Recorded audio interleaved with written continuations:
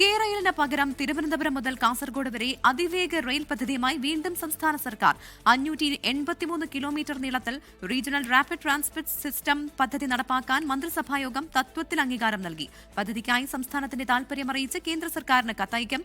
പ്രവിധ, നമുക്കറിയാം സംസ്ഥാന സർക്കാരിന്റെ സ്വപ്ന പദ്ധതിയായിരുന്നു തിരുവനന്തപുരം മുതൽ കാസർഗോഡ് വരെ ഉയർന്ന വേഗതയിലുള്ള റെയിൽ കണക്ടിവിറ്റി ലക്ഷ്യമിട്ട റെയിൽ പദ്ധതി. ഇതിന് തത്വത്തിൽ സാങ്കേതികപരമായിട്ടുള്ള ഒരു അനുമതി ലഭിച്ചിരുന്നില്ല. ഒപ്പം വലിയ രീതിയിലുള്ള പ്രതിഷേധങ്ങളും ഉയർന്നിരുന്നു. ഇതിന് തൊട്ടു പിന്നാലെയാണ് തത്വത്തിൽ ഇന്ന് മന്ത്രിസഭാ യോഗം തിരുവനന്തപുരം മുതൽ കാസർഗോഡ് വരെ അതിവേഗ റെയിൽ പാതയ്ക്ക് വേണ്ടിയിട്ടുള്ള ഒരു അംഗീകാരം നൽകിയിരിക്കുന്നത്.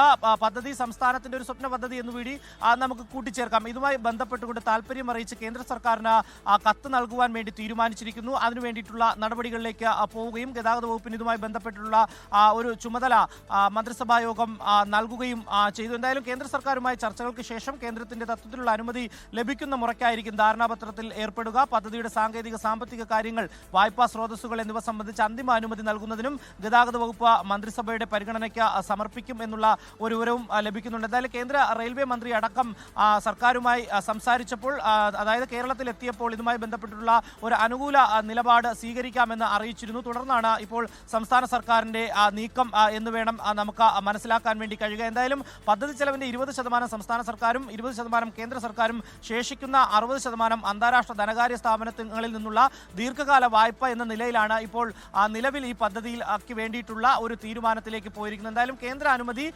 ലഭിച്ചെങ്കിൽ മാത്രമേ ഈ പദ്ധതിയുമായി ബന്ധപ്പെട്ടുകൊണ്ട് സംസ്ഥാന സർക്കാർ മുന്നോട്ട് പോകൂ.